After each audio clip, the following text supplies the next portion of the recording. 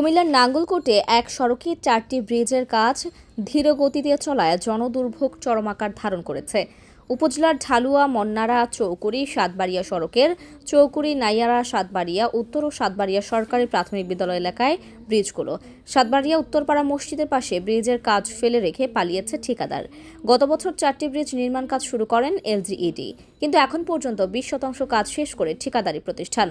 এতে করে ডাকাতিয়া নদীর পাশে ব্রিজ নির্মাণ কাজের জন্য অস্থায়ীভাবে নিম্নমানের মাটির রাস্তা নির্মাণ করা হয়। এতে বর্ষার আগে বিলীন হয়ে যাবে কাঁচা রাস্তা। সড়কটি দিয়ে সিএনজি ও অটোরিকশা চলাচল করে। অসুস্থ রোগীদেরকে সময় মতো হাসপাতালে আনতে না পারলে ঘটবে বড় ধরনের দুর্ঘটনা।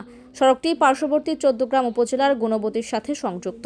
এছাড়াও চৌকুড়ি মাদ্রাসা স্কুল ও সাতবাড়িয়া সরকারি প্রাথমিক বিদ্যালয়ের শিক্ষার্থীরা এসব ব্রিজ দিয়ে চলাচল করে। তাই বর্ষার আগে ব্রিজ নির্মাণ না হলে যোগাযোগ ব্যবস্থা বন্ধ হয়ে যাবে। ডাকাতিয়া নদীর পানি ঢুকে বিলীন হতে পারে কয়েকটি গ্রাম। এতে করে বন্যার আশঙ্কায় আশেপাশের গ্রামবাসী। স্থানীয়দের দাবি, বর্ষার আগে ব্রিজগুলোর নির্মাণ কাজ সমাপ্ত করার।